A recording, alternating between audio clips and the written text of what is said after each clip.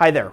Welcome to episode 2 of our DBrief video series, a video series aimed at designated brokers, managing brokers, and our broker owner community. In this episode, we're going to hear from our rockstar legal hotline attorney, Annie Fitzsimmons, about a question that is on everybody's mind as January 1st gets closer and closer. We hope you're enjoying this series. If you have topics you'd like us to consider, please feel free to fill out the form and let us know.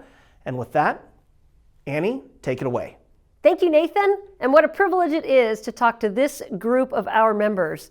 Thank you for taking part in our DBrief series. The topic I'm focusing on today is the topic that is receiving the most scrutiny, if you will. Maybe that's not the right word. It's causing the most tension among learners who are grappling with what does it mean that a brokerage services agreement must be signed, and then here's the language from the statute, as soon as reasonably practical after the provision of real estate brokerage services. What does that mean?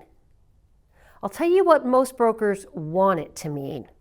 This isn't what it means, but this is what most brokers want it to mean. It means that with respect to buyers, because you guys have been doing this with sellers for a long time, so let's not focus on sellers at the moment. Let's talk about forming this written agency relationship with buyers. And here's what brokers want it to mean. They want it to mean that they meet a buyer, they consult with the buyer, might be over the phone, might be in a conference room, might be standing in line at the grocery store. But they have this meeting with a buyer, and the buyer says, I want you to show me houses. And the broker has enough information about the buyer's, financial goals and square footage goals and how many bedrooms do we need, bathrooms, school district, yada, yada, all that stuff.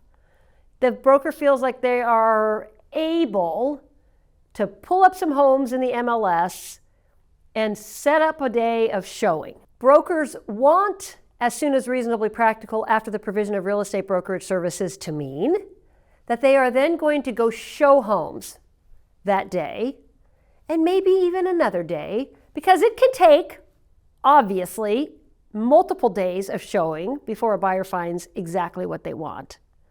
So if I take a day or even two to actually spend time with this buyer so that they can know they like me, and equally important, I can know that I like them, the broker says, I'll have time to get to know the buyer, and they'll have time to get to know me.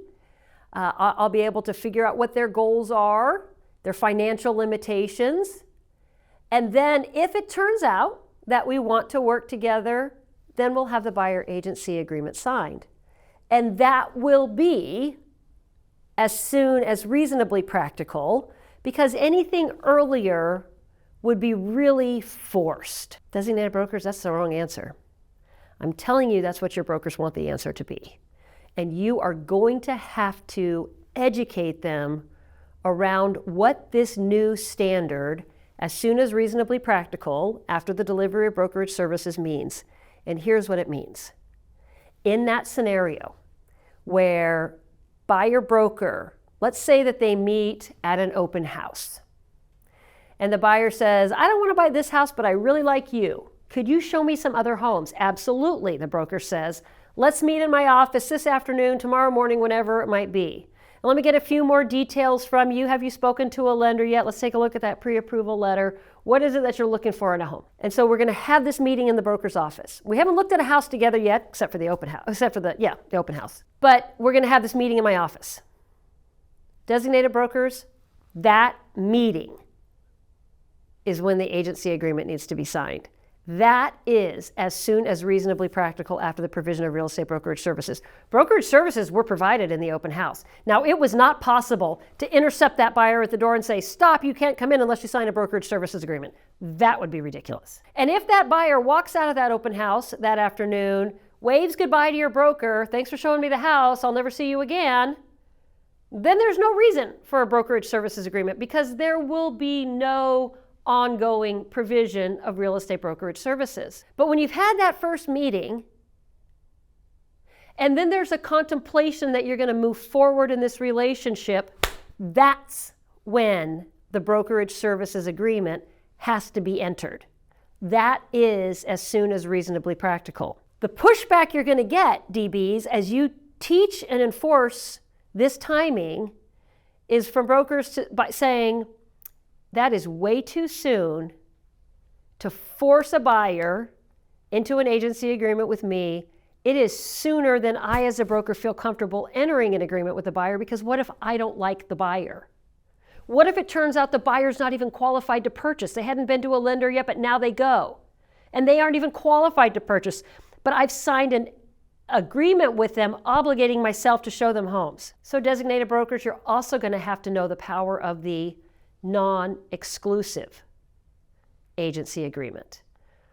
And come January 1st, there's only going to be one buyer agency form, and it's going to have a checkbox for exclusive or non-exclusive.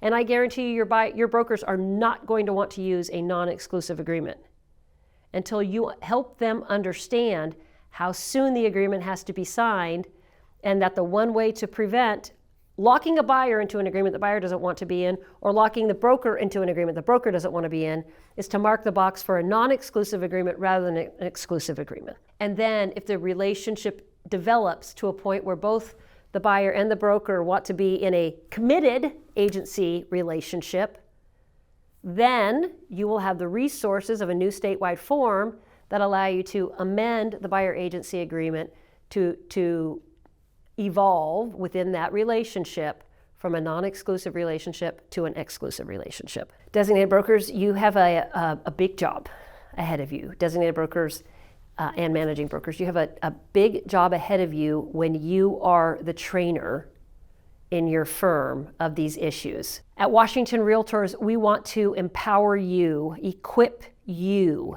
to fulfill that role you have to play as the primary educator of your brokers, so that you can then absorb the responsibility of being the supervisor of all real estate brokerage services that come from your office. There's a link on the Washington Association of Realtors webpage, warealtor.org/debrief. At that location on the webpage, you will find resources that we have developed to help you train your brokers. We are going to house in that location some PowerPoint slides that you could use, some multiple choice questions that you might use to run contests within your firm, for brokers to challenge themselves about when is as soon as reasonably practical in this scenario versus that scenario. And we'll give you different scenarios on different PowerPoint slides so that you can come up with these answers in conversation with your brokers. We also are offering a class on December 5th. Now we had this designated broker only class on October 31st, well attended. I hope some of you were at that class. The same class will be offered again for those of you who couldn't be there on December 5th. So again, visit the Washington Realtors webpage, not only to see /debrief, but also to visit the educational offering page where you can sign up for the December 5th class. It's under the heading of Train the Trainer. And it is a class that is intended to train you to essentially teach the Operation Evolve class. I hope this has been useful to you. If you have questions about anything that we've talked about here, please utilize one of your resources, the Washington Realtors Legal Hotline, and send me a question. Thank you for being a Washington Realtors member.